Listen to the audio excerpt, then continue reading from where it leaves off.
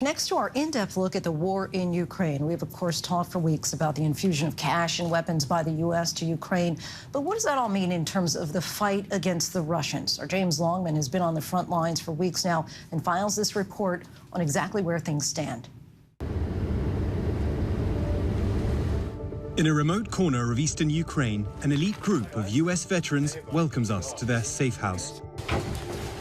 They're called Operation Dark Horse, and we joined them as they prepared for a mission, providing medical assistance at the front line. You've got to move safe house constantly. Pretty frequently.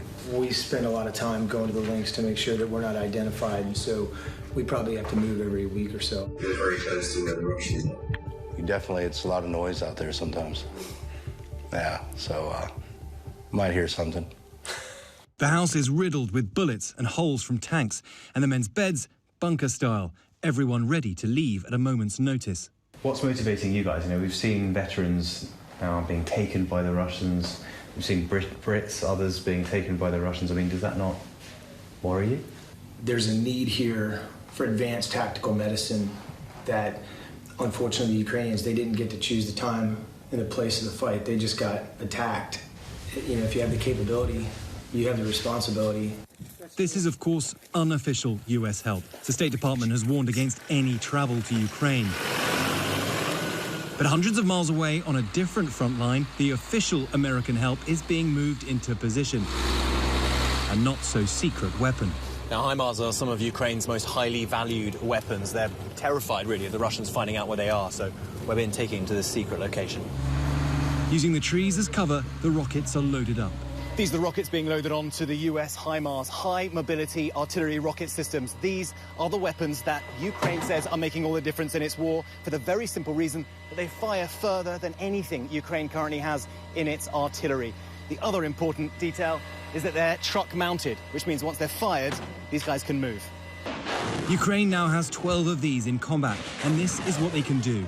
This ammunition depot in the south struck just this week. Mainly,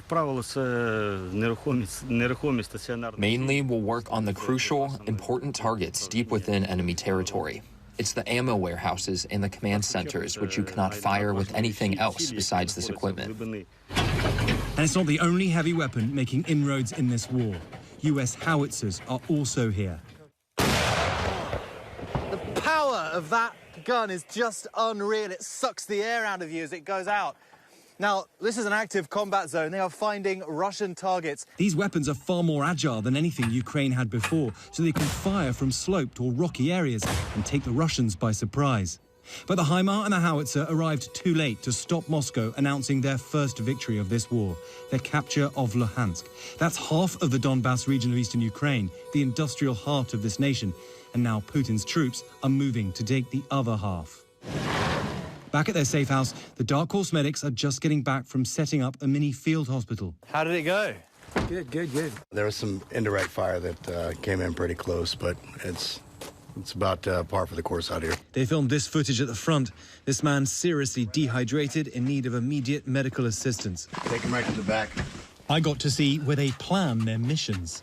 So this is the operational command center in the bunker under the house. Everything here can be stripped out at a moment's notice if they need to get out quickly. And so what's it like? I mean, what's it like being there? So honestly, this is different than some of the other previous conflicts. So here it's a little bit more World War I style, right? And everybody's just lobbing artillery or tanks. So that creates a little bit more of a challenge. So people watching will think, let's just put it bluntly, that you're kind of nuts. This is not your country. This is not your war. They'll be thinking, well, what are you doing? I think this is our war. I think this is everyone's war. A big motivation for these men is seeing regular Ukrainians caught in the firing line. And Ukraine has seen a major uptick in Russian missile attacks on civilian areas. One of the deadliest was on this mall in Kremenchuk. The moment the huge anti-ship missile struck, caught on camera. They're trying to get as much of this rubble out to see if there are any survivors. But look, this is just hell. We came across two young men who rushed to help regular Ukrainians whose lives will be changed forever. You went inside with a fire? Yeah. To find survivors? Yes, but it wasn't nobody survived. We found like few burned bodies. You found burned bodies? Yeah, it's not good. Outside Odessa, another massive strike on a civilian target, this time an apartment block. We met Lena, a neighbor overcome with the shock of what had happened. So Lena has invited us into her home. I mean, take a look at the level of destruction. All her windows have been blown out. Every window, in fact, across. And there's dust, there's grit everywhere. Every surface is covered in it. So take a look. I mean, these were her neighbors, her friends, people she knew. And they were wiped out. The disinformation war is also in full swing here. Russia repeatedly claiming either false flag events or that they were aiming for military targets. Military or not, there is no target in Ukraine which is a legitimate target. Civilians are being killed all over this country. And now this conflict is turning into even more of a proxy war, competing world orders clashing over this slice of Eastern Europe.